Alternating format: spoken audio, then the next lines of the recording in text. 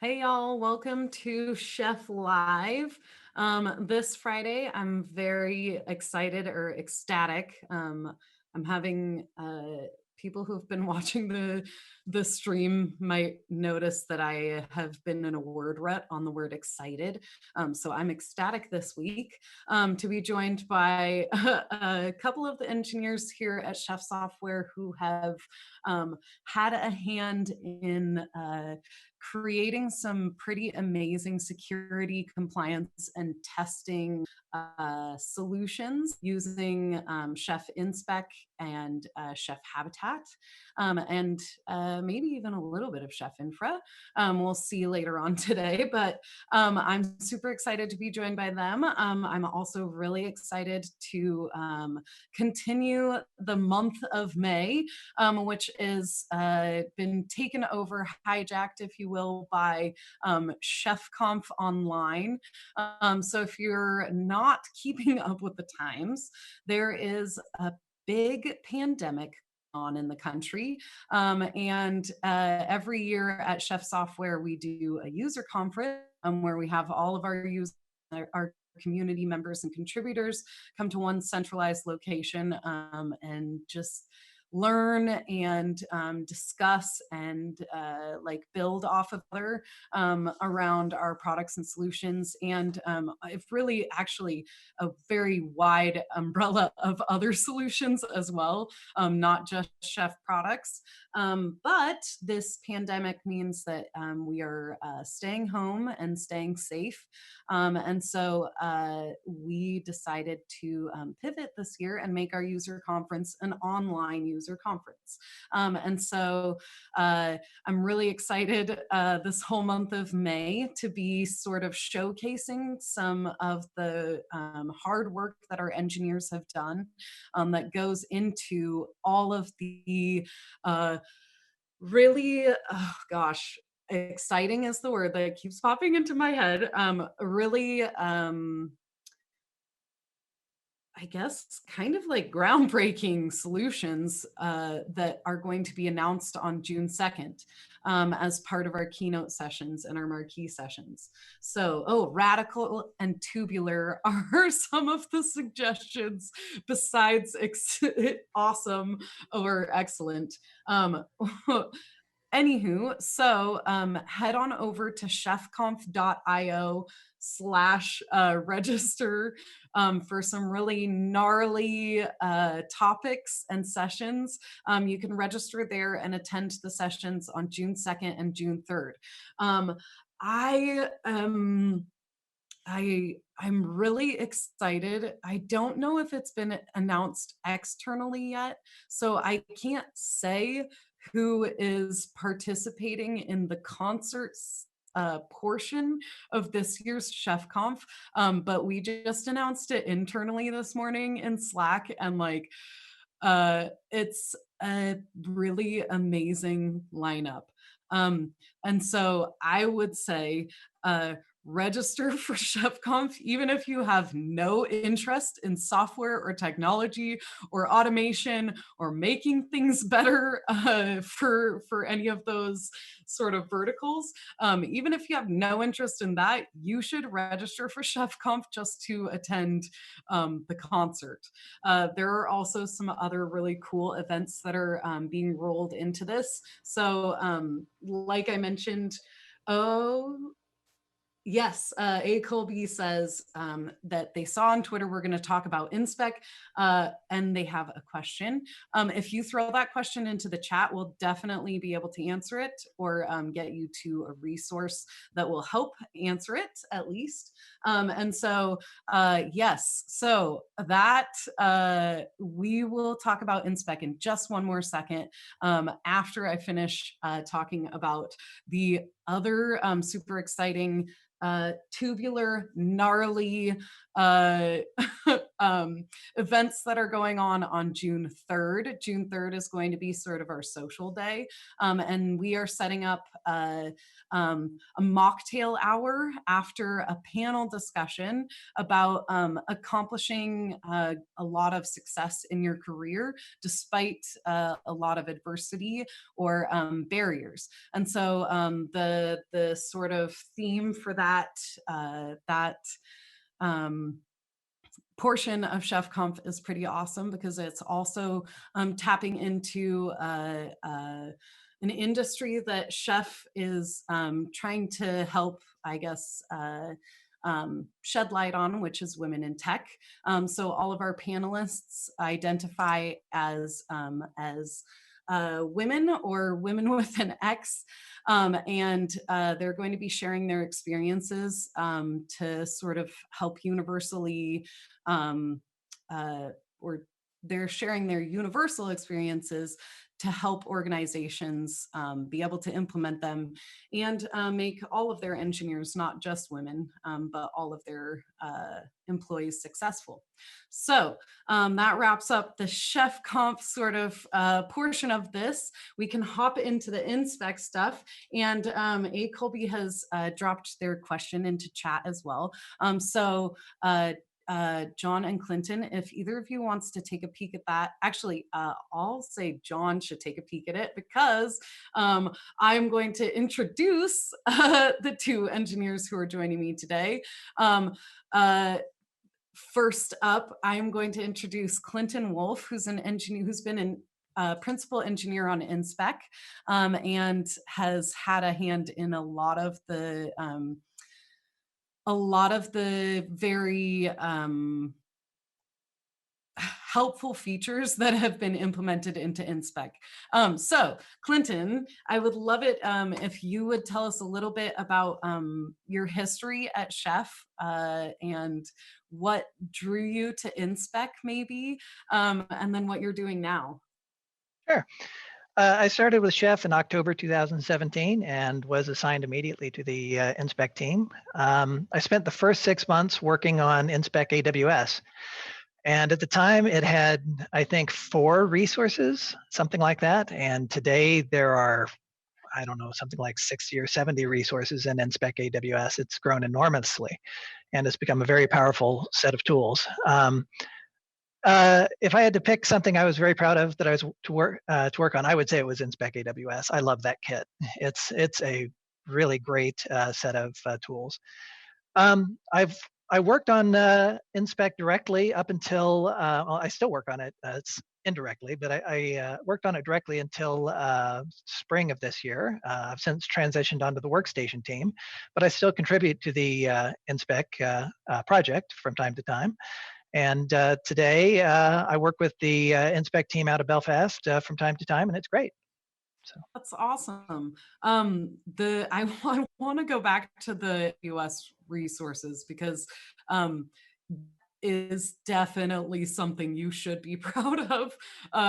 Anytime I talk about the Chef Automate like compliance UI and the ability to like scan your AWS resources, your cloud native resources, not just nodes, but like your VPCs and your subnets, your security groups, all of that stuff is uh, like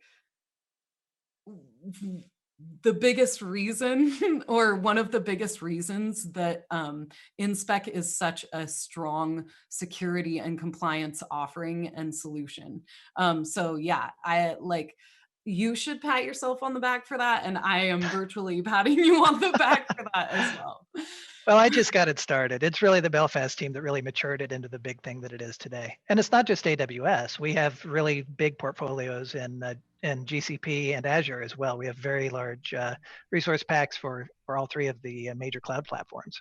That's a great point. Yeah. Uh, yeah. Yep. I think that was very well said. I just want to make sure, okay, want to make sure the question is not about AWS because this would be a really good time to just kind of dive into it, but it isn't. And I don't know if I worked at the registration desk at ChefConf in Austin, but I definitely I definitely participated in a lot of interactive functions at ChefConf. So it's highly possible that we've met. And I think when ChefConf was in Austin, I was on a sales team, so I probably interacted a lot with a lot of the community and people at ChefConf there. Oh, hey, Echo Hack and Kimball are in the chat too. How's it going? I want to now hand it over to John Snow to introduce himself. John, same thing, kind of tell us what you've done at Chef, your history with Chef, and what you're doing now and what you're excited and proud to work on. Yeah, totally. So I've been at Chef for 3 years now, I think. And I've been a couple of different places. I was in the professional services team, and then I floated over to the advanced customer engineering team in Success, which is the best part about advanced customer engineering is we get to call ourselves the ACE team. So that was the best part.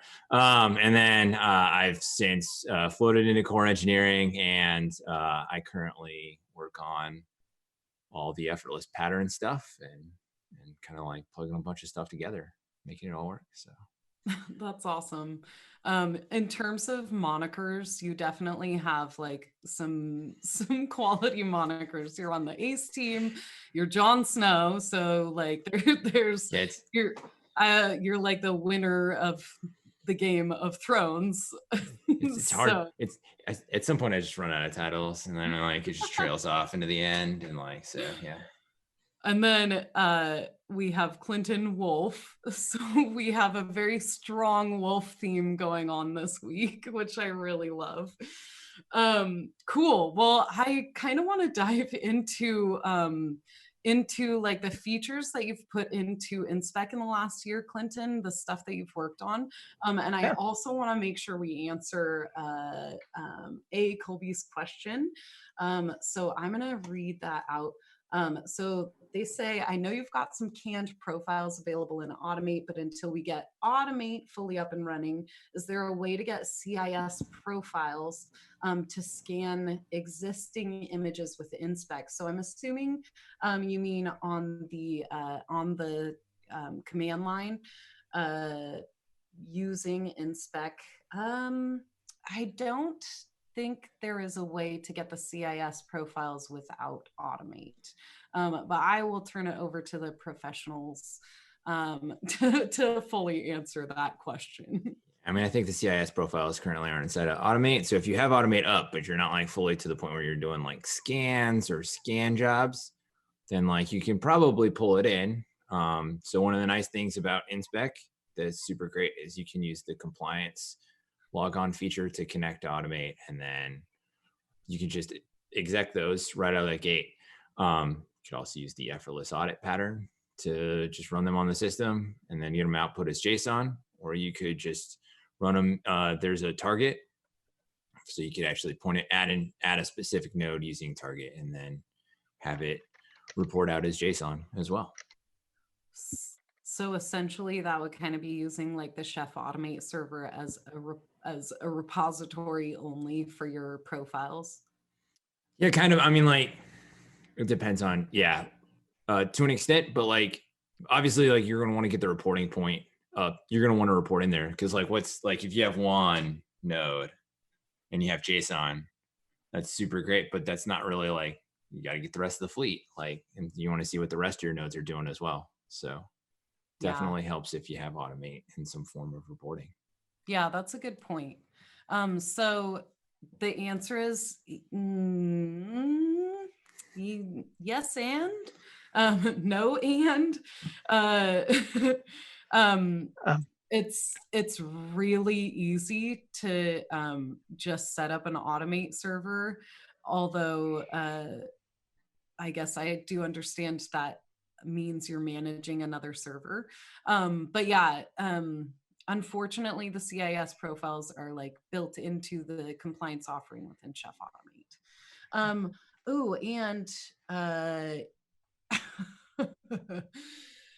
I just noticed that our producer, Garth, I have to point out at least once an episode how amazing he is, because if you notice the font on our names now has been updated to be much more appropriately themed to our Game of Thrones names. I love it. And A. Colby is saying, hey, our volume is a little low. So I'll check on that. And yeah. Hey, Alan, how's it going? Nice. What's that? Oh, sorry. The invisible person. Yeah. Anywho. Oh man, that threw me off track so much. Just every episode, Garth, our producer, talks to me and only I can hear it. And I respond as if everybody can hear it. Anyway, so that concludes that portion of the Twitch stream. Let's get back to InSpec and compliance and security. So there are a lot of things that have gone into InSpec in the last year that make the June 2nd announcements so exciting. And luckily, since they've already been implemented and shipped into InSpec, we get to talk about them today.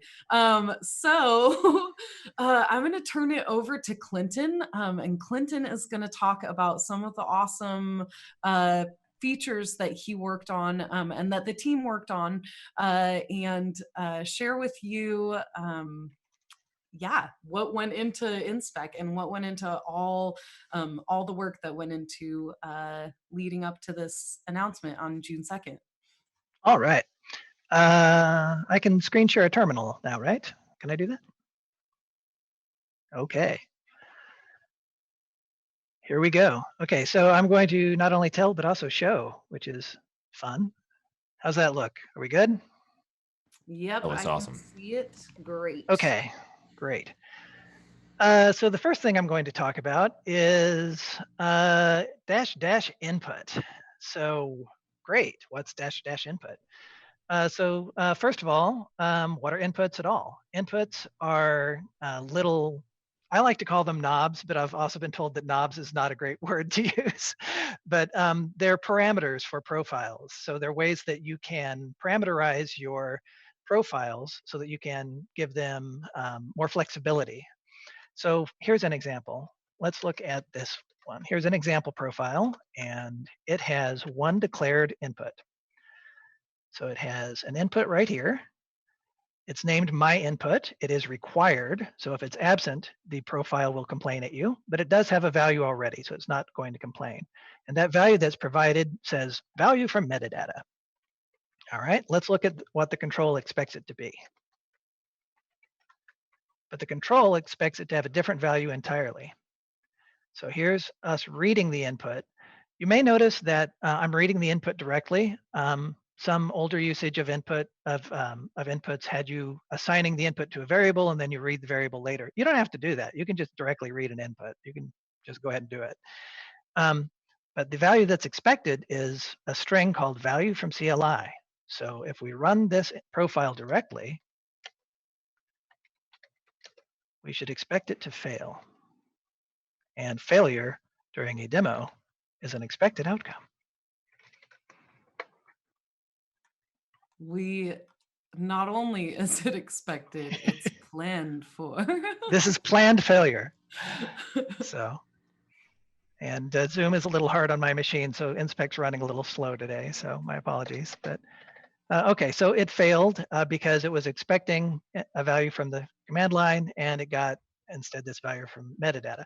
Now, we already had a way of providing inputs from the command line, but it involved you writing a YAML file first, and then saving that data to disk, and then you had to read in that YAML file, which is great if you have a whole bunch of inputs, but it's a pain if you just have one. So if you just have one, this is a nice little shortcut. You just say my input equals value from, let's actually spell value correctly today. How about that? CLI. And we should see this pass with all nice green output.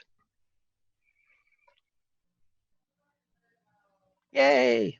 Yay! Now then, speaking about work that's not yet merged, wouldn't it be great if you could also put in things that were more than strings? Yes, you can in an open PR. There's work that's currently being considered that has stuff that you can put in numbers or Booleans or even JSON data so that you can put in all kinds of crazy stuff. So that's one of the things we're currently considering. So that's the input from CLI. That was in version 4.16.0. So that's been out for a little while. And that's a good time. All right. Ready for another feature? Yes. Okay. Now here's another one. Actually, there's a question. Let's yes, I am ready for another feature, but also we should talk about like how awesome this is and where people can use it. Oh, sure. Or like I think, if I'm not mistaken, and maybe I'm like putting the cart before the horse a little bit here, but I think inputs make it a little bit easier to configure your habitat plans when you're using kind of the effortless audit pattern. Is that a correct assumption? Are you asking if you can use inputs in Effortless? The answer is yes. Yes. Okay, cool. You can totally use it. What I was asking. That is what you're asking, Jody. So yes, the answer is yes. You can use inputs inside of your Effortless audit packages. That was actually a PR. When did that get merged? I have to now remember. Oh, you know what? That's not released yet. Hey, that's the best part. That's going to come out on Monday. Yay. Ooh, cool. So, yeah, so that's speaking of things that haven't been merged yet. But that is the best part about open source software is we get to basically talk about some of this stuff because it's technically on master. It's just not in the stable channel yet. So it's out there. It is 100% out there. So yeah, I mean, like, so the nice thing about that is that like in a habitat in Effortless, for everybody who doesn't know what Effortless Audit is, basically our ability to take it's an opinionated pattern for wrapping InSpec profiles in a habitat package. And what's really great about that is we get the benefits of both InSpec and the InSpec features, but we also get the benefits of habitat and the artifact dependencies and deployment model. And that includes things like getting the latest versions of InSpec and making sure that they work. And so things like inputs, and like we'll talk about waivers here in a minute, all of that stuff just works. And you get to find out, like, you get to test your profiles at build time and then push them up as consistent artifacts. And so it's actually pretty simple. We just basically allow, there's an inputs block in your TOML config, and then you would, just like you set the my input value or equals value from CLI, that same thing would be set in the TOML, and then that would get applied across every place. Like if you set it in the default TOML, that'll get set across all the places that package is run, but you can set it individually for each individual system if you want. And so that gives you a chance to really manage your environment for each, but without changing the package or the profile itself. I just put into the chat as well. There's a module that John Snow actually worked on in Learn Chef Rally that walks you through kind of the same pattern. So that's like a shameless plug for John's work and my team's work. Check out that Learn Chef Rally module. That module is a good one. Actually, I just created my own segue to talk about my own stuff. That's a really good opportunity for me to announce what my team is announcing on June 2nd, or releasing on June 2nd, which is, I've talked about it a couple times before on the stream. We are launching a new Learn Chef platform. So we're migrating some content over from the current Learn Chef Rally platform, and we're putting it on a whole new platform. And one of the cool modules that's going to be released on June 2nd is goes hand in hand with what John is kind of talking about, these patterns, and it walks you through all the like major components. Woo! I love the unicorn. So distracting for me though. Squirrel. Anyway, um, darn it, Garth. Yes. Keep an eye out on June 2nd. There will be an awesome module that Robin, my coworker Robin Beck, who a lot of community members may know from his Udemy courses and from, holy cow, I feel like he's been in the chef community teaching people how to use Chef for like the last 10 years. So he's working on that module. It's going to drop on June 2nd, and it's super exciting. So anyway, shameless plug over. Clinton, sorry to totally derail your features talk. Okay, so we talked about the -- input flag, which is awesome, and inputs in InSpec. What else? What else do we have? Sure, and another one to tell about rather than to show, because this one is very difficult to demo, but without actually yanking I have to shut off my wireless to show you this one, Oh, is, yeah, exactly. This one's called air gap mode for archive, and under some very special circumstances, you can now run the archive command of InSpec, and have it fetch, or it won't fetch, that's the point. It will successfully run even if some of the remote dependencies of a profile cannot be fetched. If they are available in a tarball that it already had, it will now successfully retrieve them from the tarball. Now this is a unique circumstance that is needed by people that are behind air gap situations, but it means that we can now make airdrops to them and say, hey, here's a bunch of profiles on a thumb drive, or we can give you things that we've tarballed off of a Automate server or things like that. And even we can give them the entire dependency tree of a profile and it will still just work. Whereas previously InSpec was rather silly about things, and it would say, oh, you've got a HTTP or GET dependency. I have to go get that thing fresh every time, regardless of whether or not you're connected to the network. And now it doesn't. Okay, that is huge. Like, you kind of like snuck it under the radar at the beginning there, the thing about air gapped environments, but like Yes. this is huge for air gapped environments, because it means like that reach out to the internet, which is if you know what air gapped means, it means it cannot Yes. reach out to the internet. I should have defined my terms. You're right. Yes. Oh, no, that's not on you. No, I just like, if you can't reach out to the internet, then something that requires reaching out to the internet every single time it runs is probably not going to work. And so this, again, just like, if you're familiar with, or if you're not familiar with the history of Chef InSpec as a language and as a tool, it started out as a testing automation framework. And yes, it was built to test configuration settings, and that's why it really easily morphed into a compliance and auditing automation tool. But like, this just levels it up even higher as a security and compliance framework.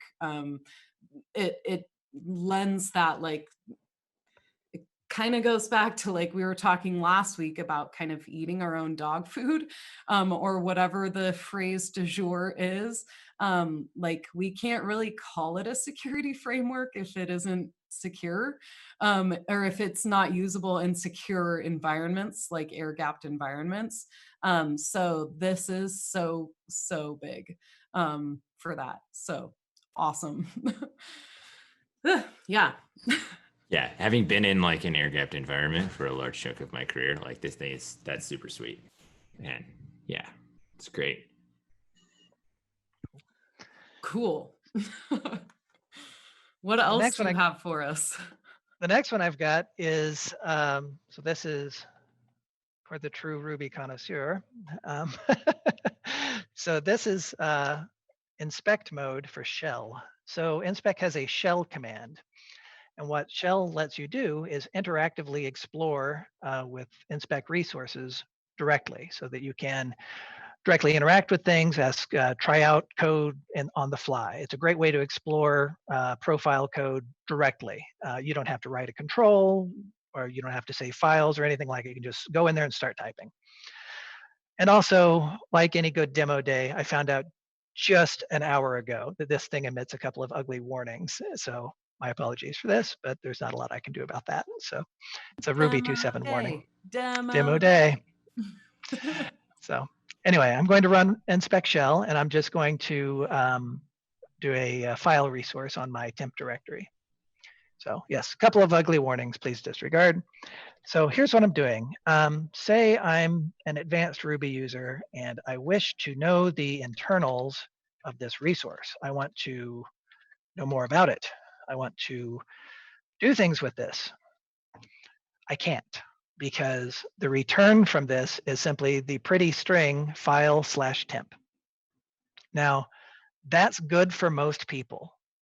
95% of our users want that. They just want to be able to say file temp and be able to have this response. But there is a segment of people who need to be able to pry open the hood of this thing and get under there and understand what's the backend connection, what are the parts of this resource. So if you want that, you can now have that by passing the inspect flag. So this is a feature intended for people that are advanced Ruby programmers who wish to get inside the resource object itself. So now I'm going to do the exact same thing, but get a very different result.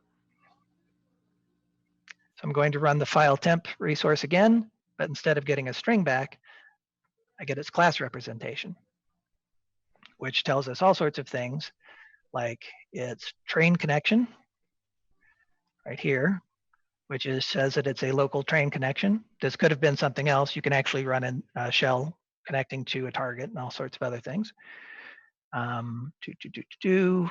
It says that it's based on a Unix file permission system. This could, if we were on Windows, we would see other things. And it shows that the resource hasn't failed yet. Other sorts of things could have been shown. If we were on a different resource, we could see all sorts of other guts. So this is for people who really want to get inside and diagnose things. This is great for resource developers and other contributors to the InSpec project. So yeah, that's super sweet. Sorry, I was muted. Okay, because I came up with awesome as an adjective again, so it was not super additive. It's also very colorful. It is. I like the pretty colors. Yeah, I love the colors. And also, I like, just on an accessibility level, colors in shells are so wonderful, like to help you differentiate incredibly easily the different like keys or resources or whatever. So, and classes and yada yada. Anyway. Yeah, I mean, like, this is super cool, especially like as somebody who has had to like go add my binding.pry statement somewhere in some like already some place. It's like, yeah, I don't have to do some of that every once in a while. I still have to, but like this is still pretty sweet. So yeah. Cool. Okay. Now then, I have a couple things in a row that are the most here goes. Okay, so this will be the dramatic part of the demo for me. All right, so let's talk about InSpec Vault. Ooh, so yes. So this is an interface to HashiCorp's Vault. So this is a secrets management system. Wouldn't it be great if you could hook up your compliance automation system to talk to your secrets management system. We looked at inputs earlier. Inputs are a way to parameterize your profiles, but if you're parameterizing your profiles, you're going to get to a point where you're like, oh, wouldn't it be great if I could put my password in there, or my my access key for AWS or something like that, or some other nasty secret that you don't want to put in a file or on the command line or something like that. And you've already got a nice secrets management system like HashiCorp Vault. Wake Up Godfrey says, yes, it would be. Yes, exactly. So let's take a look at what that would look like. So first of all, do I happen to have a demo profile that expects something like that? I do. So let's look at that.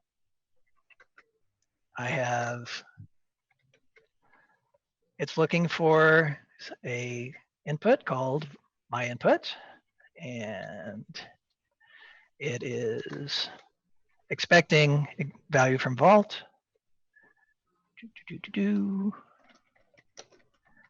I'm not going to run this again. We already know it's going to fail. And ta-da. Okay. Meanwhile, over here,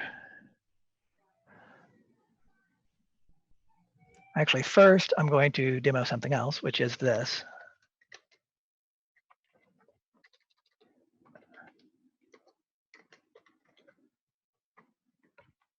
So I'm going to list the currently installed plugins on the system.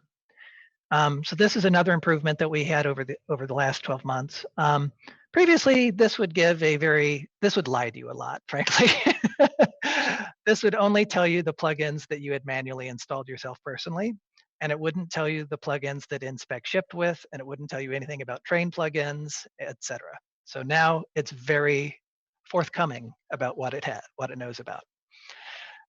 This makes diagnosis of plugin problems a lot easier, and it also reduces the temptation to install things that InSpec already shipped with. This reduces a lot of problems in the field and reduces support calls a lot, so that's good. So awesome. we see. Oh, I was going to say if TechnoFire were, he would appreciate that effort and that work. Yeah. So this is basically what InSpec looks like when it ships. There's nothing extra installed. This is all the different plugins. There's 3 train plugins, and then these are a lot of InSpec's internals are actually implemented as plugins, and that's why they're listed as core. So let's install a plugin. Actually, let's not install a plugin. Let's search for a plugin. Ooh. I'm winging this. This is the best kind. Yeah. We love it.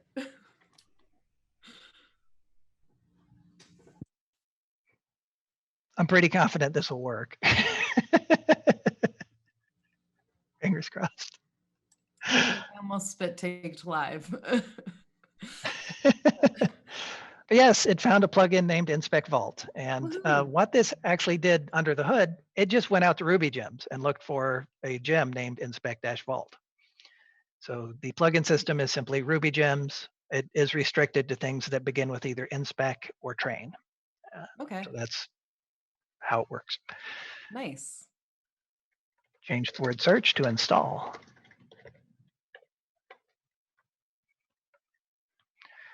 Now it's not going to install the gem to your system. It installs it to a dot directory under your user home directory. That way, InSpec has its own little private Idaho of managed gems. There we go. That should have changed the list. So we should have 10 plugins now.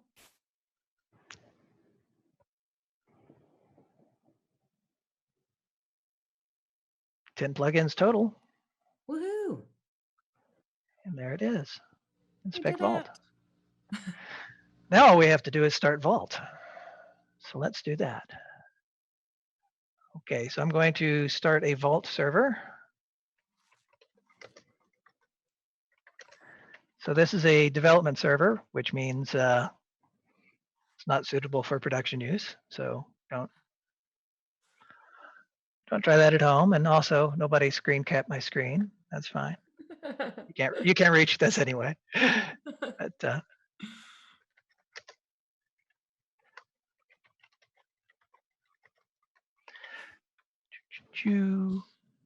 done. One other feature that was released this year, you can actually set plugin parameters in the InSpec configuration file. So you don't have to do this here. And there are a couple of other ways that you can set plugin configuration things. But for convenience sake during this, I'm just setting it in an environment variable. But anyway, we've connected that. And now I'm going to issue a vault command that will set the value that we're interested in. So this is a vault command, and there's a few things to notice here.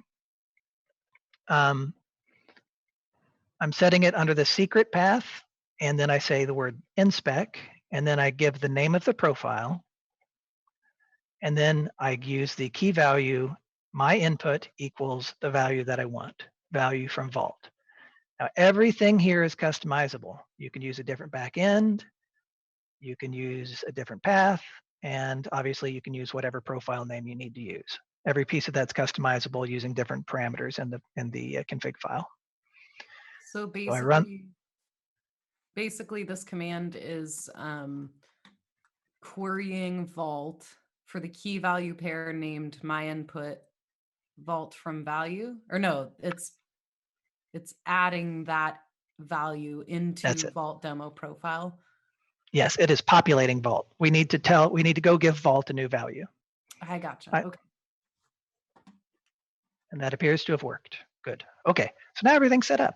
And now all I have to do is see if this all works together. This is the line that this is all just gonna work. Will it work? Right, it's gonna work. Do we need a drum roll? Drum roll, please, yeah.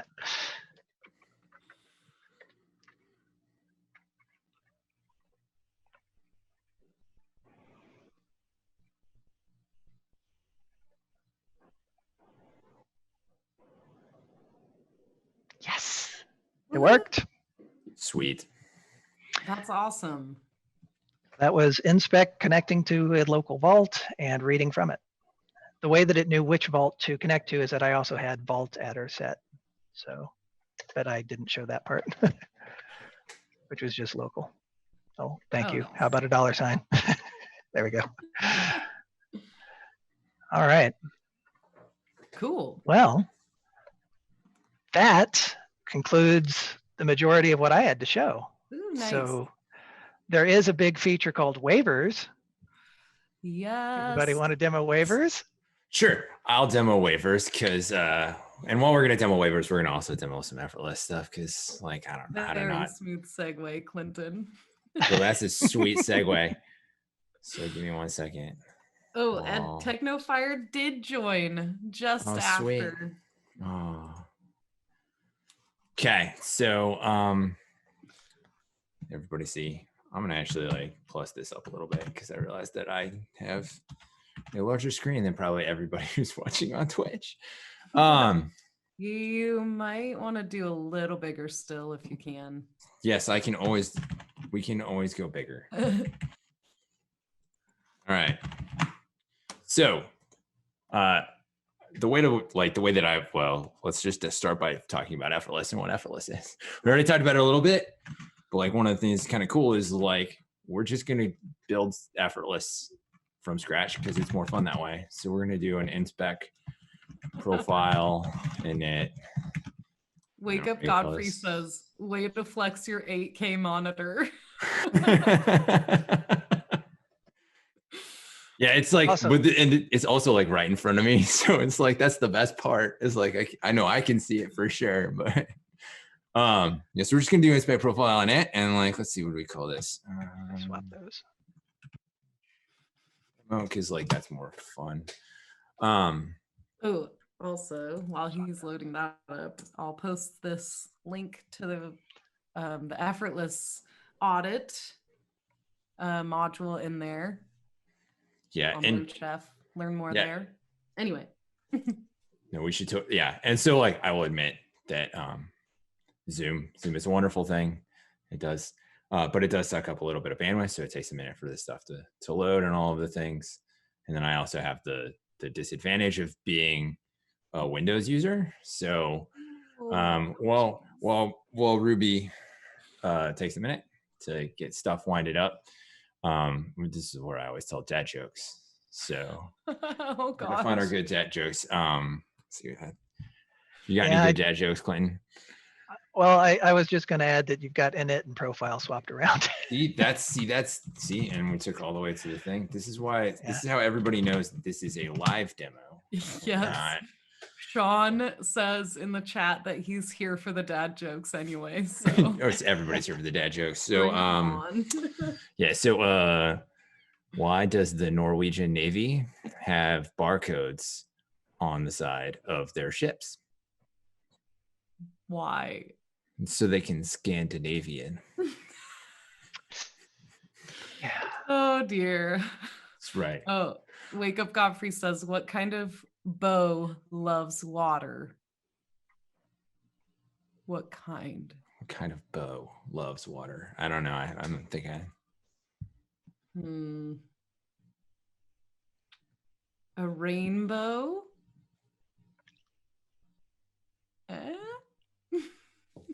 A rainbow. Yeah. Sweet. So only 2 dad jokes to basically get to a profile. That's super sweet. Yay.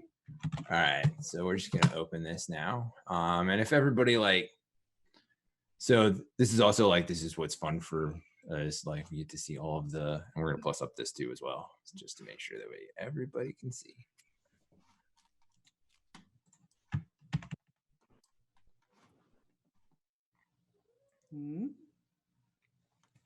Enhance. I just watched that with my sister last week. That's so good. So we basically have a profile, right? So everybody's seen, everybody who's here, we'll see if we now have a profile and we can see some things. We are going to be running this on a Linux system, CentOS to be specific. So we'll keep a lot of this example stuff in here. John, are you sharing your Visual Studio Code window? That's a great question. I must not be. I must have. This is what happens when you forget your share stuff. The pressure's on. The pressure is on. Just kidding. It definitely is not. No, I'm good. It has been several days of demos, and so you always forget. You gotta switch between this screen to that screen to the other screen, and then but we're good now. Sweet. So we can see an InSpec profile. Yes. Now that I know how to share, and we can see a little information in here, which a lot of people. So this is the supported platform OS. One of the things that's also kind of cool is if we were to go back into code, we could see we run. We'll see how long this takes.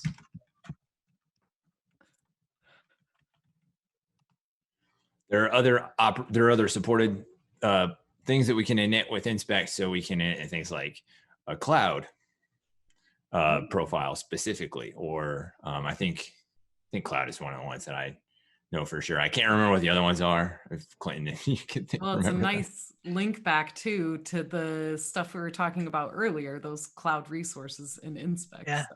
Yeah, totally. -P AWS or -P GCP. Those will give you the other platforms. Nice. Or if you want to get totally crazy, instead of profile, you can say plugin, and it will init a plugin for you. Wow. See, I've never. That's awesome. So now that we've initted our profile. Oh, while you're doing that, sorry. Mm-hmm. Do you ever use the terminal in Visual Studio Code? I totally use the terminal all the time in Visual Studio Code, but one of the things, so I also use the standard Windows terminal. And what's cool about the standard Windows terminal is I can do things let's see if I can get it to work. I can do things like this, which now splits my screen. And so now I have 3 terminals. That is pretty cool. I can also do it to the side, which is totally sweet. And that's just but they're all the same PowerShell core.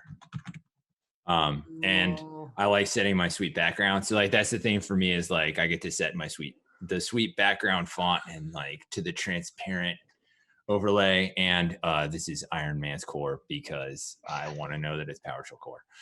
And then I think I like that. So even the image tells you what terminal you're in. it does. And then the blue background for PowerShell, regular PowerShell. So this is definitely my system PowerShell with the like shout out to the Tampa Bay Lightning. So for any of the hockey fans out there, this is my shout out to the Tampa Bay Lightning. There's a hockey team in Tampa Bay. There is actually. And shout out to they won the Stanley Cup in 2004. And so like if you're following them on Twitter, they're doing like Road to the Cup videos. Cool. That's pretty sweet. That's awesome. Yeah. Anyways, but like off of the fun and exciting hockey things, back to you play hockey too, don't you? I do actually. I play for that's why I like the Lightning is I play for the Lightning Heroes League. And so that is military. It's basically a charity that they do for military, veterans, fire and medical and police. Oh, wow. And so we have 6 teams. So warriors, veterans. So warriors are active duty or disabled. And then veterans, the police and fire team, and then a medical team, and then a teachers team. And so the teachers team took the cup last time, but yeah. Wow. That's a very large hockey like population. Yeah, it's actually surprising how much hockey is in Florida, but yeah, it's pretty great. Yeah. So one of the things, back to the code. Back to the code.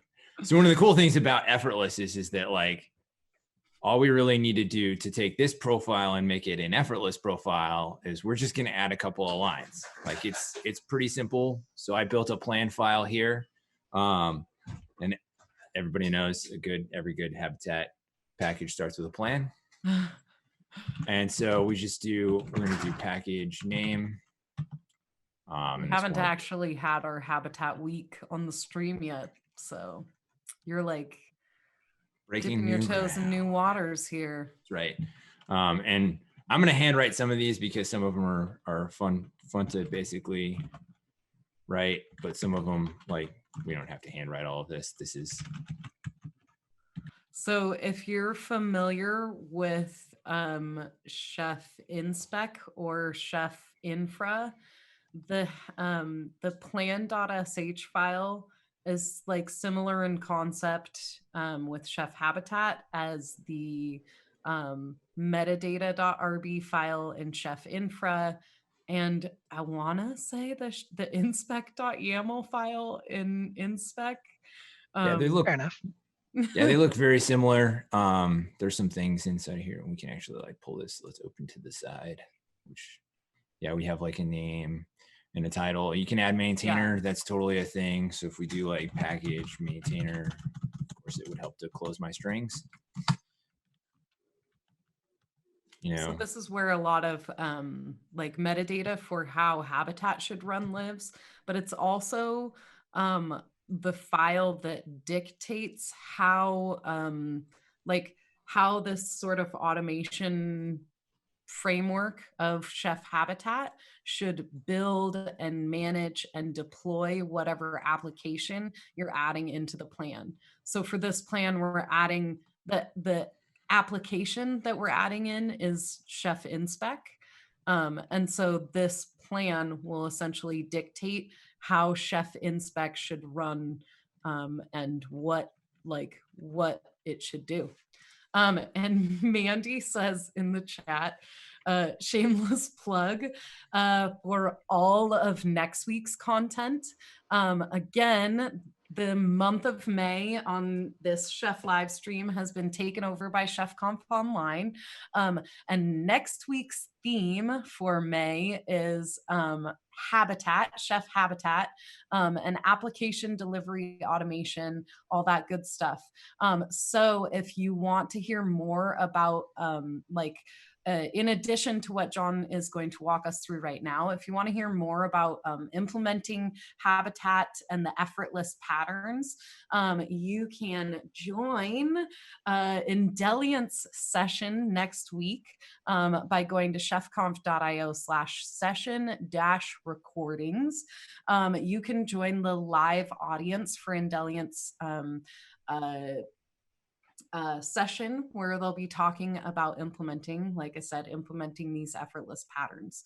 And the Indelient, just to give you a little bit of background, is a service provider, a partner of chefs, and they are really like in the weeds with implementing Habitat at different customers and different communities, and so pardon me, community members, and they're kind of experts in this subject. So yeah, shameless plug over for now again.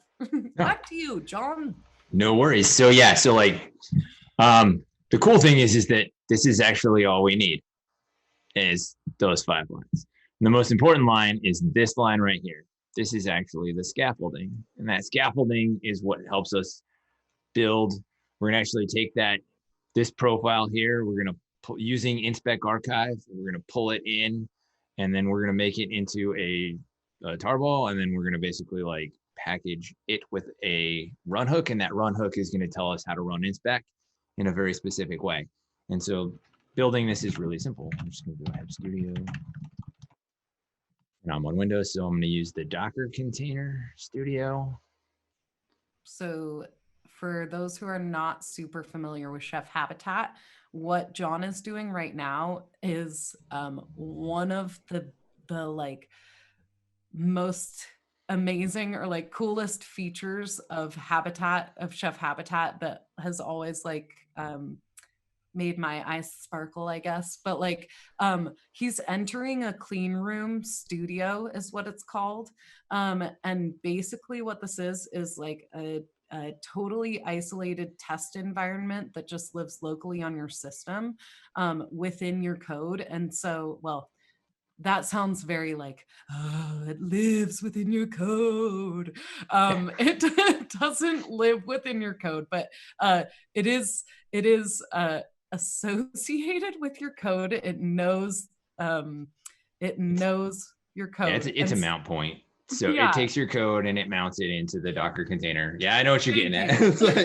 I'm helping you. No worries. So like, yeah. So, and like the cool thing is that because it's clean, like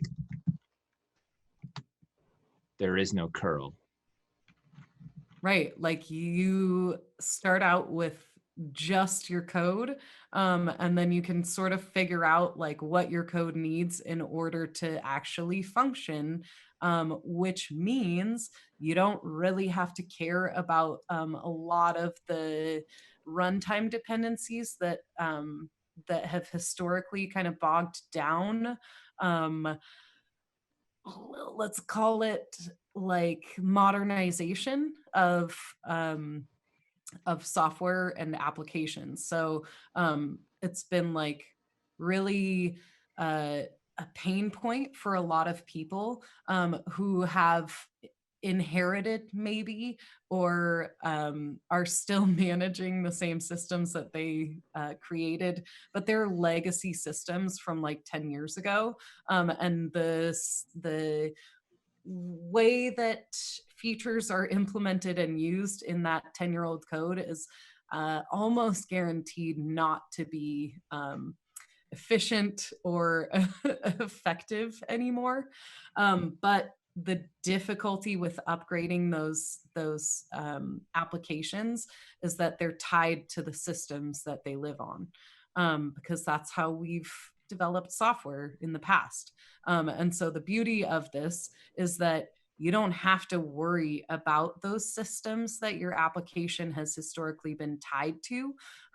You can pick apart the things that your code needs to actually operate, and all of that lives in the code. All of that gets added into the plan so that your code has like knowledge of its own dependencies, and anytime you want to launch that code somewhere, it like, ooh, it brings its suitcase of dependencies along with it. Yeah, totally. And like in like in the InSpec case, we're gonna bring InSpec, and like we could bring, and we're gonna use this now, but we're gonna build on top of this and iterate a bit, and we're gonna bring some other things along with us as well. And so it's as simple as running build, and this is where all the fun happens. So while we run build, basically we're pulling in the latest InSpec that is in the stable channel from builder. And it's going to take a minute because it's still a large package, but we're also going to bring in, the cool thing about that is that because InSpec is also built in Habitat, we're building with a specific version of Ruby, a specific version of some of the underlying libraries themselves as well. And so like we get some of the benefits of like, we get to make sure that we test all that stuff anyways in our omnibus builds as well, but we also get some of the nice good magic. And so while this is continuing to build, I also have to say that another shameless plug. I'm sorry, this episode is full of so many. I guess I shouldn't be sorry because it's a shameless plug. I am not ashamed. Actually, I am not ashamed of this one. I am really proud to say that last September, October, I worked with Robin Beck, whom I've mentioned before, and who in the chat is Stellar Squall, so you might see him in there. He and I developed content for a workshop that walks you through using the Effortless Audit sort of pattern and how to build out the plan that John is walking us through right now. We did that back in September and October, but the cool thing about being a digital first company is that those workshops are kind of evergreen, and we can continue to deliver that content. So there are at least 5 upcoming instances or upcoming dates that you can actually attend that driving compliance workshop. And I'm going to drop that into the chat right now where you can register for those. Again, it's going to be the virtual driving compliance workshops, and they are kind of sectioned out by city. But I want to say it doesn't probably matter whether you live in that city or not. You'll still definitely, the content isn't necessarily city specific. It's more a time zone thing, the ability to sort of sync people up with other engineers that are using the same products in their same area. So that being said, if you can attend your own cities, totally do that so you can meet up with other engineers. But any of those driving compliance workshops are going to be like some really great information and more about these patterns that John is showing us. And with that, it looks like the build has completed. it did. So the build totally completed. So I can do a couple of things. So this is where like, we'll see how far we want to go with this, because this is, so we can do cool things like we can do have package exec, do package ident. And so what I did is I actually sourced the last build environment variables that I can have all these things. So if I do this and I do InSpec, we'll see if it works. It should. This is how we know it's live demo, to see if I can actually write random things in my terminal and see if they work. And there we go. We can see this InSpec version. We could also do, we could do an exec here. I think we can, Yeah, we'll do that later. But one of the things that we can also do is we could actually just ls here and do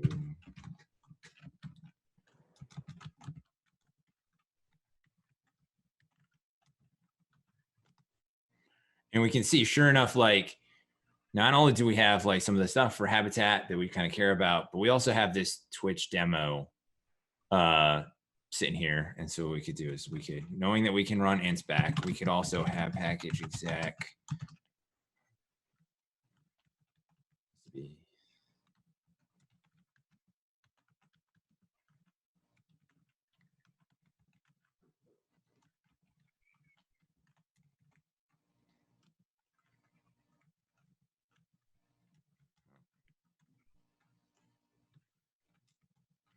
this is where we're going to cheat.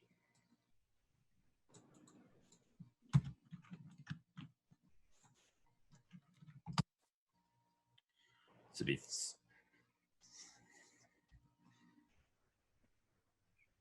and of course it's an important thing. We do want to accept the license. And apparently I don't know how to, this is live demo. This may not actually work, but that's fine. Like one of the things that you can do though is like, you can kind of see that like we have a tar, we can basically try again. It's not working for some reason, but that's fine.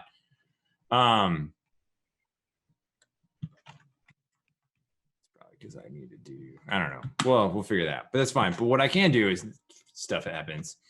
So much for typing random things into your terminal and see if they work. The other thing we can do is we can run, and we'll see if this one works. This should work. I believe it is a truth universally accepted that if you're live demoing something or typing anything that someone else can watch while you're typing it, you will typo something. Probably.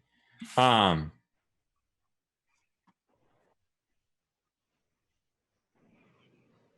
it's way easier to just basically load the service inside of the Docker container that now basically executes an InSpec run and then sleeps at the appropriate set of seconds, which is the defaults are like, there's a split, like there's a separation and then like an interval. And so we, and this is so that we don't, when we roll out Effortless to our fleet, we don't accidentally DDoS our Automate server. Super important. But anyways, like we can quickly see that sure enough, like we ran the InSpec profile and everything was fine. And so we basically, now we have a tested, we ran this, we tested it locally. So I feel pretty confident. We're going to go ahead and unload that, but I can just upload this now. So have package. Oh.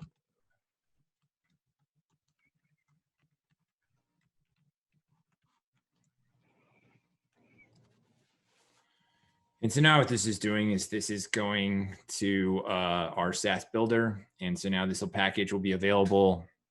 And then we're going to go over to my CentOS node here in a second, and we're going to load it, which is more fun because like now I have this CentOS node here, right?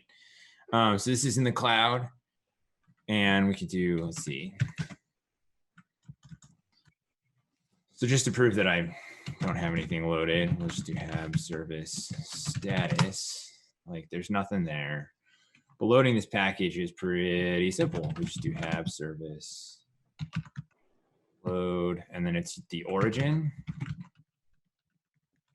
which I will probably misspell, and then call that Twitch underscore demo. The C and the I there. Yeah, I do that all the time. This is why, like, so the best thing to do is to not type the whole thing. Instead, make your origin simpler and don't have to worry about that stuff. And then you know what we should do? We should do some other things here. So like one of the benefits of Habitat is that we can do channels. Another thing we can do is we can do automatic updates. We can do strategy. This is a compliance profile. So like, I'm just going to set the strategy to at once. So I want to pause you there because that's pretty cool. The strategy flag with Chef Habitat package allows you to determine essentially the like whether your nodes should accept automatic updates. So if you want like automated patching, the -- strategy at once will say, hey, anytime there's a new approved habitat package, I'm just going to pull that down and load it on this system. So that's pretty awesome too. That is pretty sweet. And you'll notice that like one of the things like this is demos. This is totally a mistake that I made, but you know what? Like that's okay, because then we get to see errors. So you'll notice that Habitat gave me this really nice thing. It says there's no release of the Twitch demo in stable. It's like, so sure enough, like the default channel for Habitat package is the stable channel. But there is one in unstable, and we can see that that is the build from today. So like So we it have, so there's a couple of things we could do, right? So we could do -- channel. It doesn't just tell you there is no package in that channel. It tells you maybe you meant this channel. That's pretty cool. Yeah, so we could do -- channel, and we could kick it to unstable. Another thing we do is I could actually go back here, and we could actually just promote this package to stable, right? Yeah. You know, I mean, it just really depends. So like promoting would be as simple as running this package promote and still promote properly. And then that's why, like, one of the things that I like to do, because I work with Habitat packages a lot, I definitely, that source last build environments is super critical, because I can never copy and paste all of the things that I need to worry about. So package ident is a savior. And then from here, we can just say stable, and that'll promote my package now. And now we just go back to terminal. We'll go ahead and remove that channel right there, and then we'll rerun this. And sure enough, we'll watch it install. Now, this is the cool thing about Habitat is that like I am at, like when I built this package, I built this package with a specific InSpec version, and it will always have that InSpec version until I rebuild, which is really nice. So I know for a fact that not only did we test this locally on my system inside a studio, but now I know that that is exactly the profile that I tested and is exactly the artifact signed that I'm installing on my systems, and is now reporting up, and it's now running. And so now we've installed it. So if we do a journal, favorite command in the world, because F you. we can see, sure enough. Oh, right, because I don't have a chef license. So this is another. So somebody basically wasn't doing the thing. So what's cool about that is we saw we accepted the chef license in the studio, right? But because we're chef and we have licenses for our distributed packages like InSpec, we do have to accept that license. The cool thing is we're going to cheat. And I just so happen to have Effortless up. And we're going to go look at, and so this is, there's docs now that are almost ready to go. Yay. And we're actually going to F1 this so that we can see it in preview, because I don't like looking at docs inside of just regular things, but we can go look at things like, there's a chef license here. And it seems that if I set this square bracket in my TOML config, that I can accept the chef license.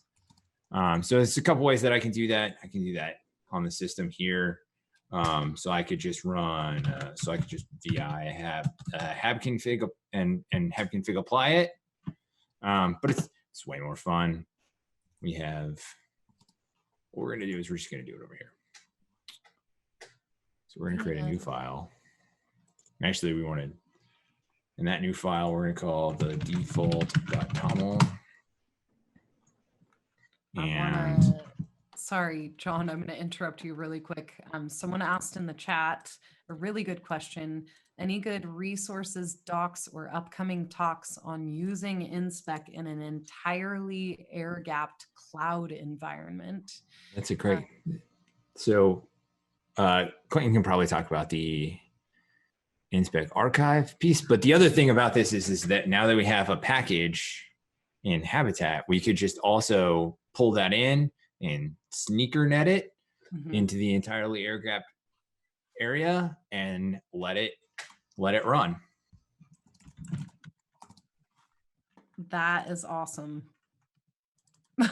So, especially with like on-premise builder now, right? Like Yeah. you have the ability to definitely create that air gapped, like super secure environment. I am checking really quick. I am positive we had some recordings this week about using InSpec in an air gapped environment. So I'm going to look up the schedule for June 2nd for when those are going to air. But if you head to chefconf.io /register, our Tuesday sessions are going to cover this in a couple formats. So I just put that in the chat for you. Cautela non nocet. I don't know if that's how you pronounce your handle, but I hope so. So that's for you. And perfect timing, it just finished. Yeah, this stuff is really fast. That's the other thing that's really cool about this is once I've actually pulled InSpec down for that first time run, after that, it's pretty quick. So we're just going to source it again. We're going to have package upload.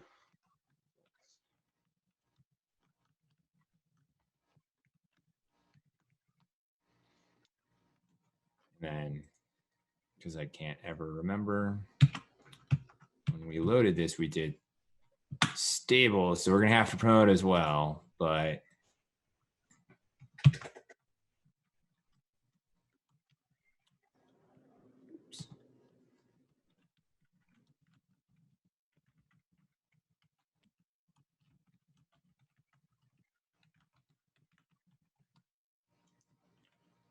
now, if we run our fancy journal cuddle again, and this is the part where the habitat supervisor is pulling the depot and it's waiting and it sees, sure enough, I got a new update, and look at that. We now have accepted the license. It's good to know that I can actually write a default tunnel properly. And we see our passing controls. Super sweet, right? Woohoo! So that was pretty good. And like, so that kind of shows you a little bit of how like effortless audit works. But one thing that we wanted to show is we wanted to show waivers, right? Like, I think that was kind of like, so waivers is a way for us to basically like skip things. And specifically, we want to skip controls and we want to add some things about why we want to skip those controls. So what we're going to do is we're going to look at this controls set. So we have like, number one, we only have one control that's a full control, but maybe if we should add some more. So like a control is pretty, we can add a control like this. So we want to specify what the control ID is. And we're going to call this thing. So waivers, I'll talk a little bit about waivers while you're typing that out, John. Okay.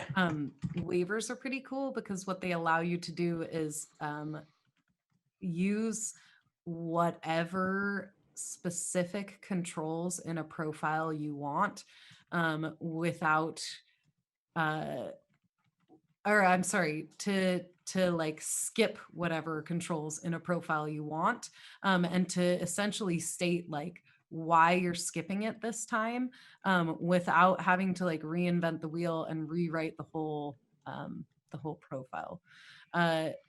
There are more and more uses for it as well that Nick Rykar, our technical product marketing manager here at Chef, delivered a workshop, a webinar, I think actually a couple webinars, talking about waivers and the different cool ways you can implement them. So if you head over to, I want to say it's webinars.chef.io, you can check there for some more content that you can watch to learn more about that. But yeah. Sweet. And this is where I try to remember how to spell exists. That's always a good thing. One too many S's. That's what I thought. Like, is it one? Is it two? Is it? There you go. Should exist. See, we think it should exist, but does it? Does it really? Yeah. That's the best part, right? So one of the cool things you can do with waivers, just to continue on that a bit, is that waivers can have an expiration date. Prior to waivers, you were able to cherry pick which controls you wanted out of a profile, but you didn't have a lot of control over why that you weren't able to supply a message as to why that was happening or when it should stop happening. So, for example, if you had a failing control, but you wanted to say, we know that we are failing this control and we've been given 90 days to fix it, a lot of people would be in that situation. A waiver is the perfect solution for this, because you can say, we've been granted an exemption, by auditor number 347 or whatever. You can say that in the justification field, and you can say this expires on August 23rd, and on August 23rd, this control will start to fail instead of skip. All that will be taken care of for you. That again is like subtle but huge in the compliance and auditing realm, where you need to have an auditing trail for like all of the changes that you made on that system with regards to whatever benchmark you're trying to meet or whatever, but also explanation for why you made those changes is huge. And so like, yeah, this just adds a whole layer of visibility and like the ability to track what's going on in your systems, why it's going on in your systems, and like exactly what you're saying, how long you have to fix that issue, what your deadline is. That's pretty cool. Yeah, totally. And so like, just like any good change that we do, we're going to basically test it locally first.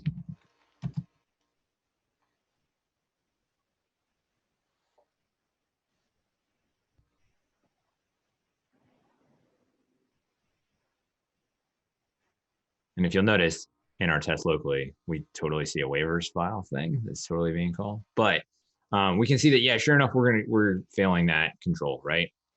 Like, well, that's fine. So what we're going to do is we're going to just unload surprise space. And then what we're going to do is we're going to come here and we're going to set up our waiver, right? So the first thing we want to do is the way we want to set up a waiver is we want to specify what we're doing. Well, it's a waivers.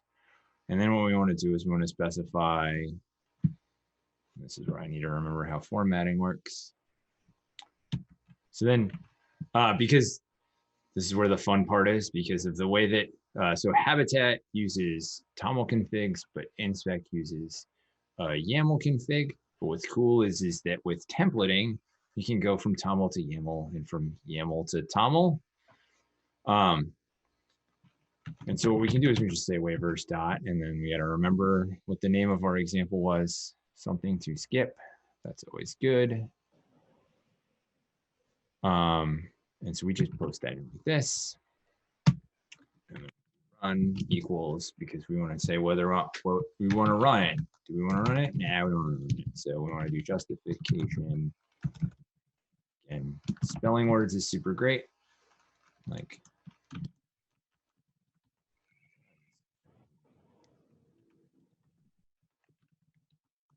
right? And then like, just like Quentin said, we can do the expiration.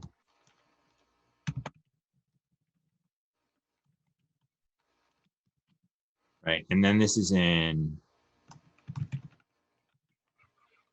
year month. So we'll see if this works. There is no 30th month though. So it helps to actually just.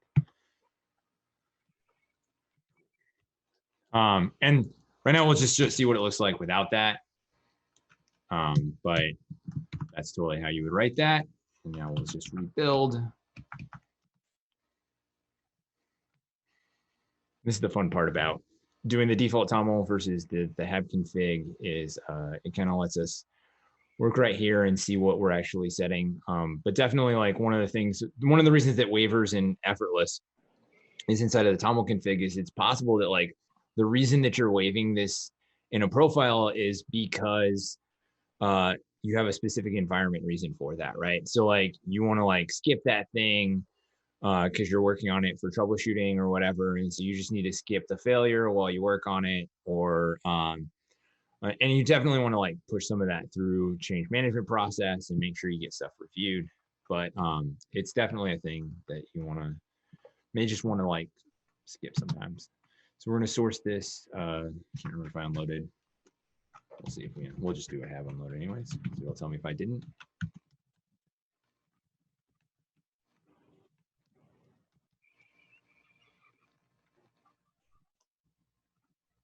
This is what happens when you click source too fast.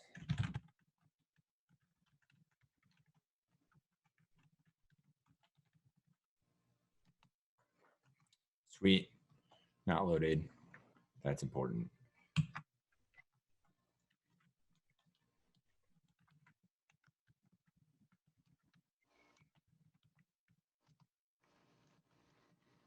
And then log.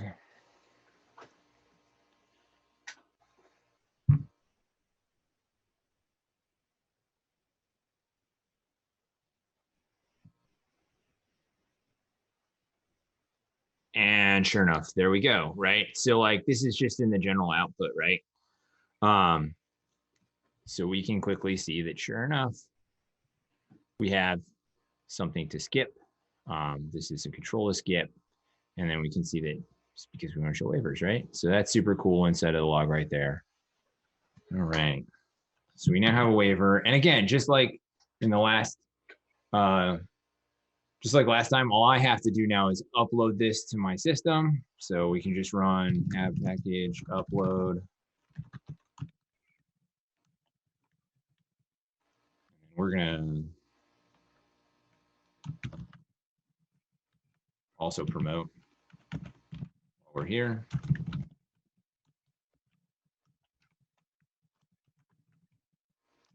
See if we can run both things at the same time.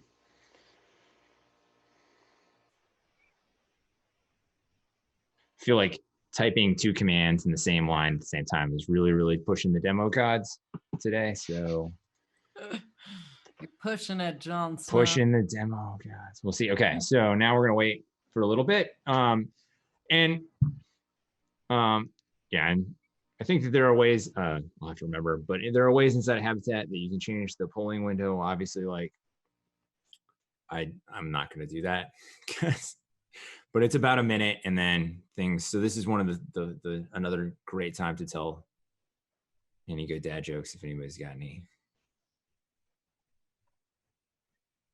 If nobody has any, we also have a Slack channel called Dad Jokes to pull from. So oh yeah, that's always a good one. I'm seeing like about the time I say we should say a dad joke, it starts to load. Oh, here's a good one because it's wolf related. What do you call a wolf who has everything figured out? I don't know. What do you call a wolf that has everything figured out? A werewolf. Excuse me. Yeah, and sure enough, like see there we can see that. Yep, sure enough, we have something to skip. So not only do we push up the change, but we also basically skipped it. And so that's kind of an example of waivers right out of the gate, just using CLI. Now, that's super cool. But I also have some other things that are Effortless related that I think are also super cool. So we'll see if this will work. So in case we talked a little bit earlier about, I think somebody had asked the question about profiles inside of Automate. And so one of the things that I wanted to highlight here is that we're going to set some profiles. Is we have all of these profiles and we have like pretty large number of profiles here. And so what we can do is we can look for things like CentOS. I happen to have a CentOS 7 level 1 benchmark. And so we're just going to go, this is the server one. We're actually going to go grab that one right there. That feels pretty solid. And then we're just going to copy this because this is kind of important. And in case you're new to InSpec, like one of the things that you can do inside of here is in your YAML, you can actually specify a depends. And then this will be where, and because just like every good developer, I can't remember how to actually write these lines live when I have to write them. So what are you doing against the Automate server? Yeah, let's go against the Automate server. So what I was going to do though is I was going to show the really fancy docs. Okay, go right ahead. I won't tell you like, then. You can tell me if you want, but like this is also, let's see if docs shows up because it seems to be, I'm running way too many things. For the record, anytime I'm live coding on here, I am also Googling things and doing that. So no. Yeah, so this is, so we're going to go look and see, oh yeah, sure enough, we can basically, so yep, we can depend on a thing. We have to specify the name of the profile and then a path to it. That's a local one.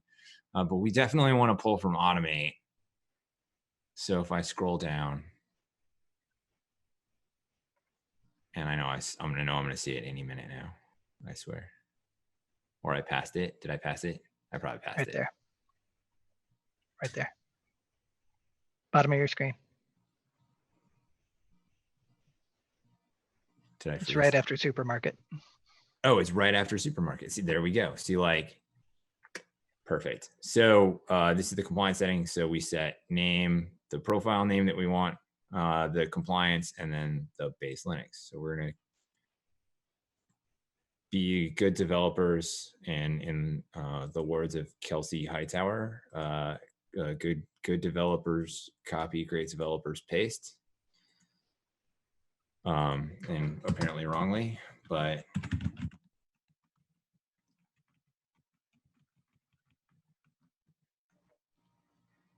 and then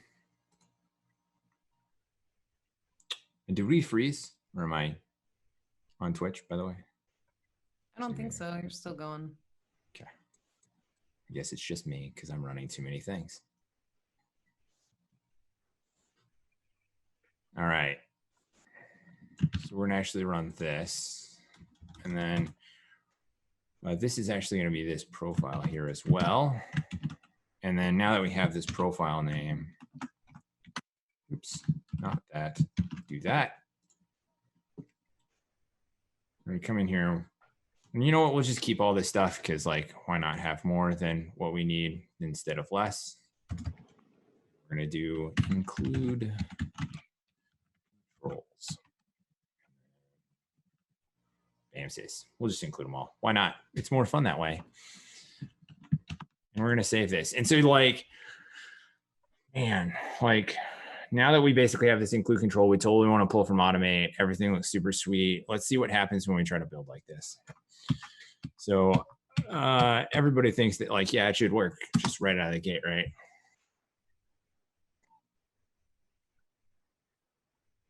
Wah, wah, wah. Sure enough, it doesn't work. And the reason it doesn't work is because inside of our InSpec YAML file, we have this compliance thing, which says that we need some credentials to be able to talk to Automate, and we don't have credentials to talk to Automate. Good thing though is what it says is it says you have a dependency on an Automate profile. Please specify the Automate scaffolding server URL in your plan. Okay, so we'll do that. Go over here. And then we'll also copy and paste because copying is the best way to remember how to do stuff.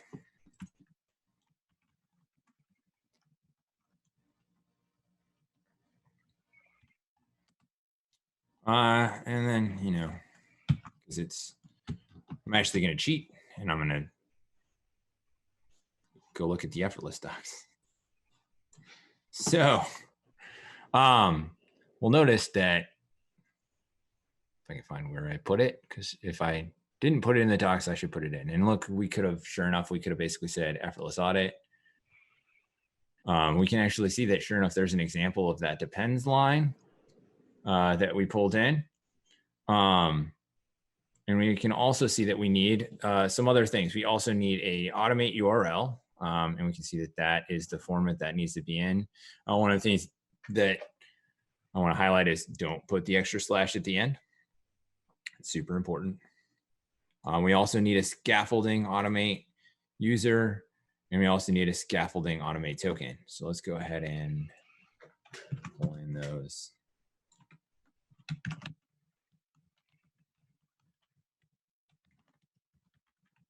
Which the good news is we know what user it is. It's the user that we actually namespaced that profile for, which is the admin user. So just type admin.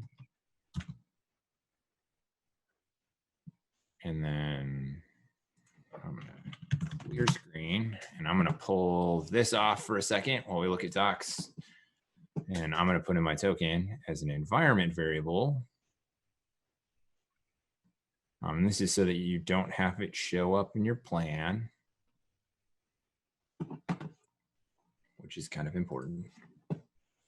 So this is also a cool thing. So everything that I have built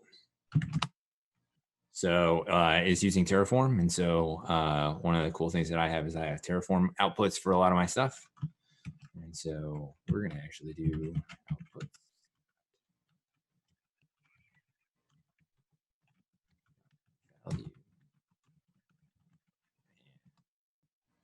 Now nobody can see what my token is.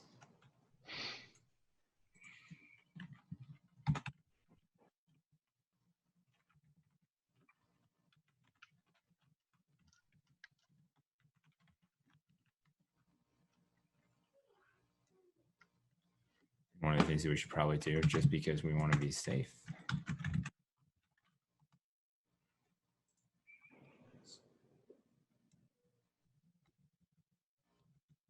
Just in case I had the wrong. Make sure that works. Yeah, I'm sure it's fine.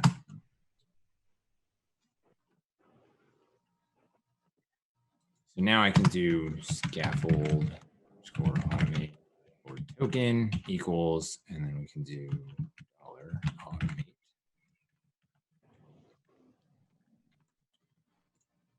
And we'll rerun build.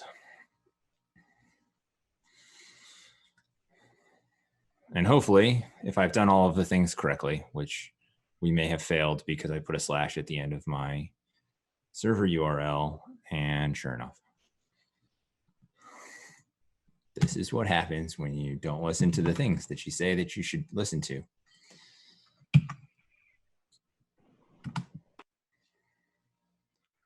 But you see that really cool error. It basically says that it can't find.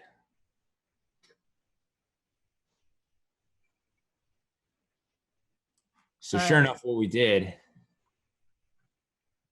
is we totally breezed past it. I know, but like, where did it go? So what we did is in here, like right before building, what we did is we actually stored our automate credentials. So we actually reached out to the automate server, pulled those in, stored the credentials. And you can see that sure enough, if we look through some of this log a little bit, we're pulling in that CentOS control.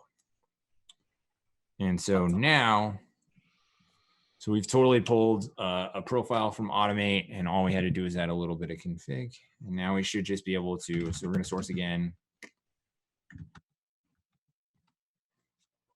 And now I would test locally, but like this is a rather large profile, and as much fun as that is to wait for it to run on a Docker container, I'd prefer not to do that. So we're just going to trust that it's working, and we're going to upload it. Actually, the cool thing about having uploaded in the past, which I totally showed my thing, but we'll destroy this environment. It's fine.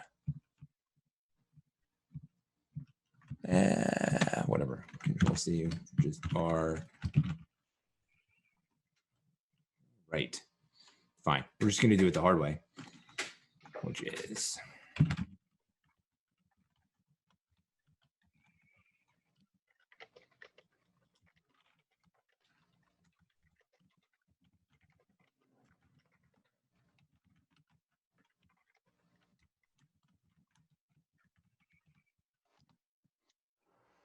so we're going to upload that and then we'll promote it and we should be able to see our awesome running instance. So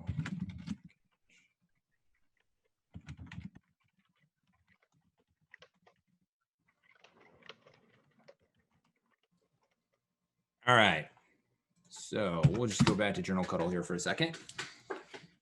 Wait patiently. While you were doing that, there's been a conversation in the chat going on while you're demoing about air-gapped installations and how to sort of build out a chef ecosystem in air-gapped installations. And there was a specific question around authority to operate and whether we have any plans to help automate authority to operate. So I was teasing a little bit of what you're announcing on June 2nd. I didn't say anything except that it deals with what you're demoing right now and some of the other work that you're doing. But yeah, I just wanted to point out to you, we're back channeling about about this too. Yeah, totally. So FedRAMP and ATOs are challenging. Yep. That is a true statement. And I think we have a pretty solid Fed team that can definitely help with that. And that's the thing is a lot of what we have right now, and you see there it's running the entire CentOS profile. So and it's about typical, right? So 89 successful controls, or 89 successful, 79 failed. Yeah, so I mean, like FedRAMP is hard, ATO is hard, but yeah, definitely continuous compliance is a big thing. And when we talk about automate, like one of the things that's super cool is being able to report stuff like this to automate, right? So like right now what we're doing is we're looking at a bunch of logs currently inside of a single terminal system that are really basically like not really something that we would definitely want to see inside of a UI or something like that. That would be super sweet, right? And so maybe we should just do that. Let's see here. So we've already basically, so we have an automated system here and like we have no reports, right? Mm-hmm.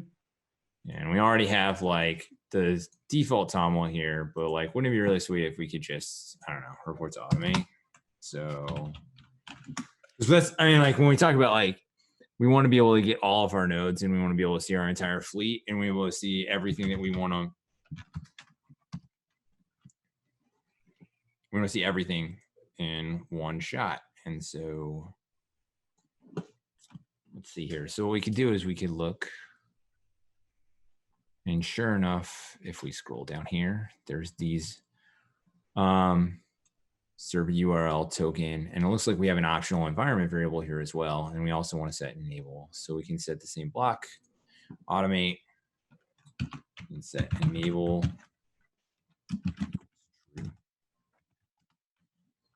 We're going to do server URL equals, a cheat, pull it out of our plan.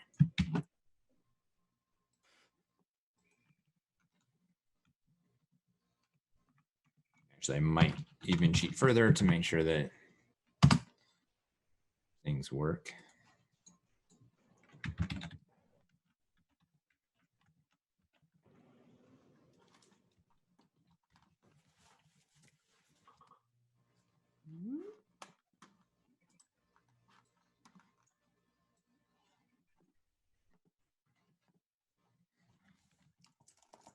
So this is also that I can, this is just so I can copy the files for the TOML, make sure that I get the right ones because I can never remember.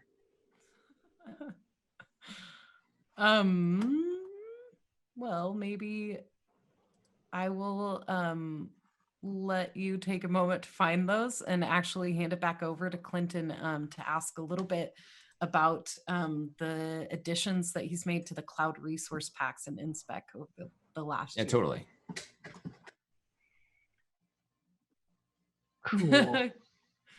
Sorry to put you on the spot, Clinton. No problem. Hang on just a second. Yeah, so I'm actually going to share a document here because it's just, there's just so much here.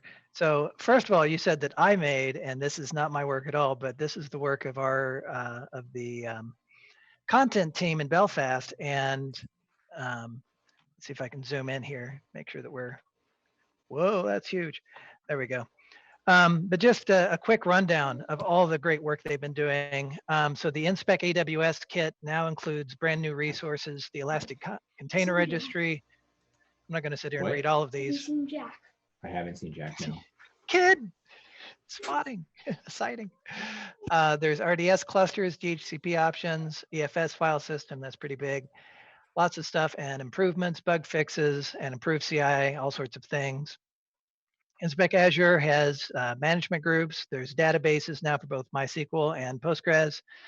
All kinds of great stuff. You can manage your subscriptions even through it now, which is big, big, big. There's also been performance improvements to the AD user resource, which was a big problem, I know, earlier in the year. And lots of new properties added to existing resources. And of course, lots of bug fixes and documentation and improved CI. But I think the biggest list on here is the GCP. On GCP, wow. there have been just, look at all these new resources, so many new things. It's amazing the work that they've been up to. And of course, numerous properties added to existing resources. And this right here, I just want to call this out. There's a generator tool added to generate an InSpec profile with controls that assert your current GCP state. So you can look at your existing GCP situation and get a profile that will audit that you currently have, what you think you have. And then we've got the... Sorry, that's really cool. So you can point this tool at your GCP environment, and it'll essentially say like, here, kind of here's the current state. And then moving forward, you can work off of that original state as sort of the baseline of compliance. Yeah, it's a drift detector, basically. Yeah. That's I've worked at Chef for 4 years, and over these 4 years, I've had requests for that kind of feature in various formats or another, but that is awesome. That's really cool. Yeah. Sorry, I'm like starstruck. Yeah, the cloud team has been really, really busy. So they've really knocked it out of the park. So there's just an enormous amount of content here. It's just amazing. Awesome. I'm glad you did share that then. Now I'm like, now every time someone asks me about that type of feature, I'm going to be able to have an answer for them. Cool. Thank you. John, shall we go back to you? Yeah, we can head back. So like now that I have everything, sorry, like, all right. So I've updated my default TOML, and we're just gonna like, again, like this is pretty.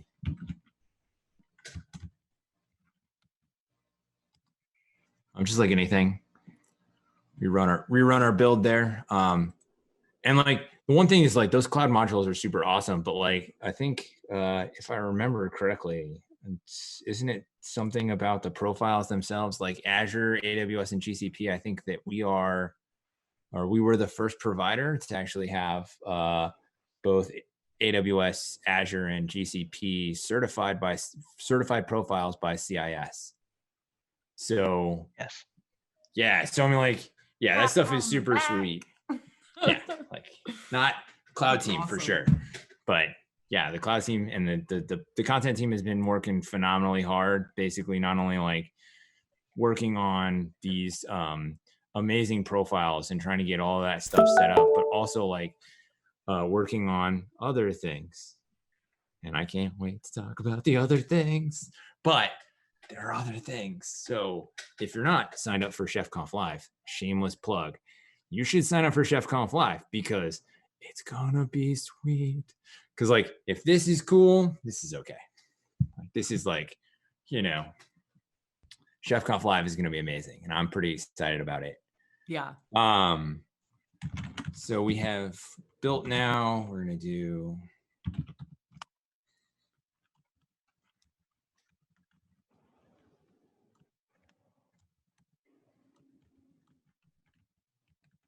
And I just tossed into the chat the registration link for ChefConf Online. It's chefconf.io/register. Super low barrier to entry. You fill out a registration form and then you decide which sessions you want to attend.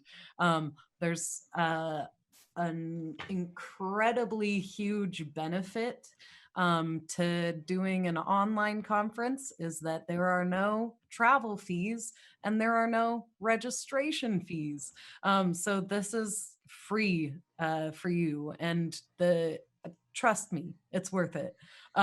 Like John, I didn't realize that the stuff that I originally invited him on the show to talk about wasn't yet released to the public.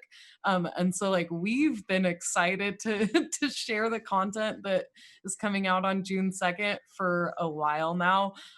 So yeah, he's like, I can only imagine you're just like a teapot, like steam coming out your ears. You're ready to share this. Yeah, it's been so yeah. So like I'm super excited to say the least.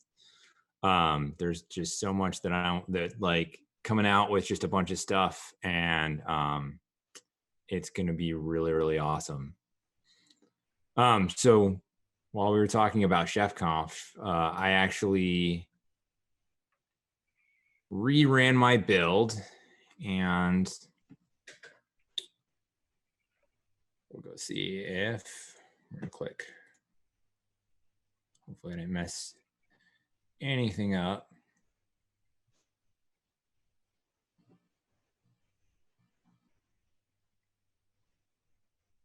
We'll see if it reports.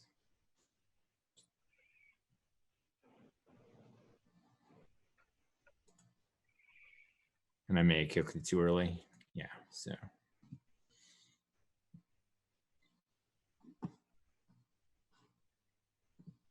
See, sure enough. Oh, look at that. It's going. I feel like the little engine who could. Come on, computer. I think I can. Yeah, should.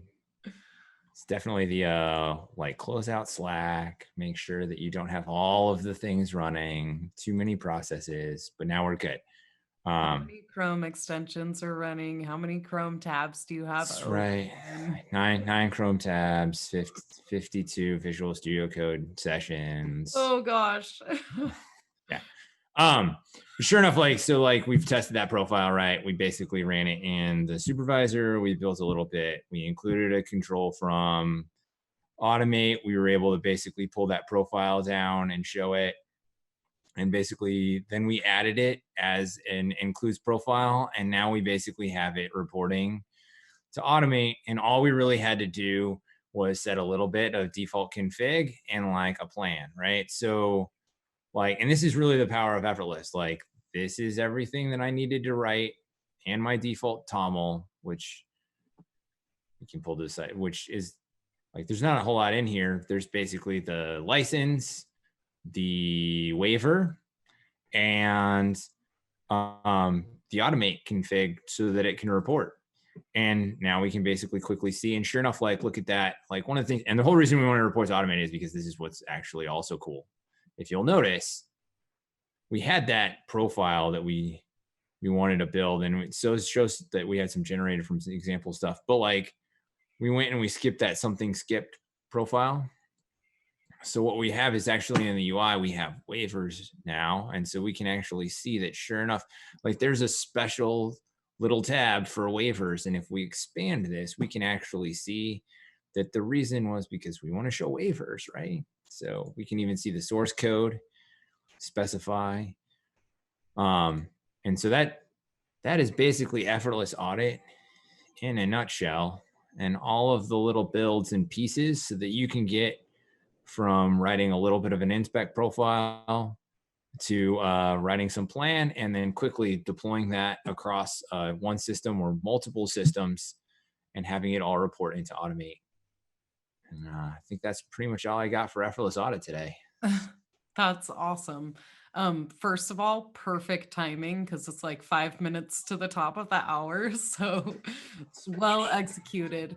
But also I kind of want to wrap up and like highlight the fact that like maybe John has been talking for an hour about this effortless pattern. A lot of it has been us interrupting him though. And in under an hour, he's gone through and built a package in front of you that goes that like to start with, all it did was audit things based on what he put into the profile. And then to end with, it went out to Chef Automate, pulled a profile from the Chef Automate UI and that store, reached out to, sorry, even from the beginning, the node pulled an updated package down automatically. So it automatically grabbed the patched profile. And if you're coupling this with effortless config patterns or certain other newer patterns that are destined to be announced if you register for chefconf.io. The new patterns also sort of use this. If you're using these patterns, then what you've just done is make it incredibly easy with just a few lines of code to automate the auditing, the reporting, the audit trail that makes those like waivers so powerful and impactful, and eventually the configuration and remediation of any failed controls in there.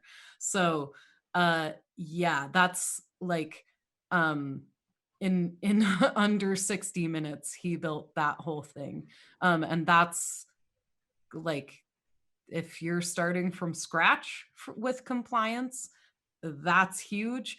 If you're not starting from scratch, if you already have a bunch of policies that you need help defining, that's huge. And so like, it doesn't matter where you are on your compliance journey. This is really big. I want to like end on another shameless plug for the Learn Chef platform. Again, the course that Robin Beck is developing for that new Learn Chef platform is going to walk through all this stuff that we're talking about, including the not yet but soon to be announced features that we keep teasing you about. All of that, you'll be able to go through a course that teaches you, that introduces you to the concepts and teaches you how to use them on June 2nd. So keep an eye out for on the Learn Chef platform. And I have to I'm like really giddy about the new Learn Chef platform because a lot of work has gone into the design for this. In addition to my team doing the work to create new modules and migrate over a lot of the learning content that already exists, our creative team has done some amazing design work on Learn Chef. And so if you're familiar with the old platform, you'll know as you go through the modules, you get little badges that are sort of cooking related, like Cooking Up Awesome, or they're really cute. They're very fun. You get badges as you complete modules. Well, in this new system, as you go through courses, similarly, you get those sort of achievements. So it's gamified, but we've taken the gamification a step further and incorporated a sort of fantasy theme into Learn Chef. So keep an eye out on June 2nd so you can start your quest down the Learn Chef adventure path. So yes, that brings us to the top of the hour. Also, I want to, someone popped in the chat, Kautelin on no set. A quick note that the desire for work email and company being required to sign up. Oh, that is a fair comment, that work email and company being required to sign up are sometimes often a barrier for attendees. I will say, don't tell my boss this, but if I were registering, usually I put my company, like literally my company, in the company title, and whatever email I use to receive junk email. So don't be deterred by that. But also, we will have all of the sessions. They're all recorded, or they'll all be recorded, and they will all go up on YouTube. After the week of ChefConf, I believe they'll go up, depending on our ability to go through and format them afterwards. Or actually, I don't even know if we have to do that since they're going to be pre-recorded, but they will be up on YouTube after ChefConf, after the event as well. So you can find them there as well. So I think with that, today we are going to end the stream by raiding another Twitch user. And I think today we are going to raid Anthony Wright's Code. Although I will say, I think Dan Webb from the community, pardon me, from the sous chefs, is possibly also streaming today under the Twitch handle Damascus, and I'll put that in the chat. But today we are going to raid Anthony Wright's Code. So stay tuned if you want to learn more about what Anthony is working on today. And oh, it looks like Dan Webb actually finished streaming. So he's no longer available. But yeah, stay tuned for Anthony Wright's Code. And thank you so much again for joining us on Chef Live. Join us next week at 11 a.m. Pacific time on Friday again, where we will be discussing all of the chef habitat stuff that got recorded over the week, as well as gosh, the guest list for next week is pretty huge. We have Ian Henry, who has worked on Habitat since essentially its inception. We have Brittany Woods, who is a community member and customer here at Chef, and she is also one of the panelists who will be presenting on the Women in Tech panel on June 3rd. And we will also have Suraj Rofe, who is from Indeliant, as I mentioned earlier, one of our partners who's doing a lot with habitat out in the wild, packaging applications and building plans for those. So join us next week for a lot of fun habitat stuff and also a little bit of ServiceNow talk if that is intriguing to you. And have a wonderful weekend. Sorry, before we go, I just want to say really, really big thanks. John and Clinton, I want to say thank you so much, both of you, for what you do. I got a little sentimental last week talking to Tim and Lamont as well, but there's just a huge amount of like, I can't think of other words besides like feature sets that like they're the products that we have would be nothing without what you and the rest of the team, but what you both have specifically put into InSpec and the effortless patterns. So I want to say a personal, really big thank you for everything that you've done and for being a part of something as awesome as InSpec is. And also for joining the stream today and sharing your time with me and the rest of the audience. So thank you very much, both of you. And hopefully we will see everybody next week at 11 a.m. Pacific time. Bye, y'all.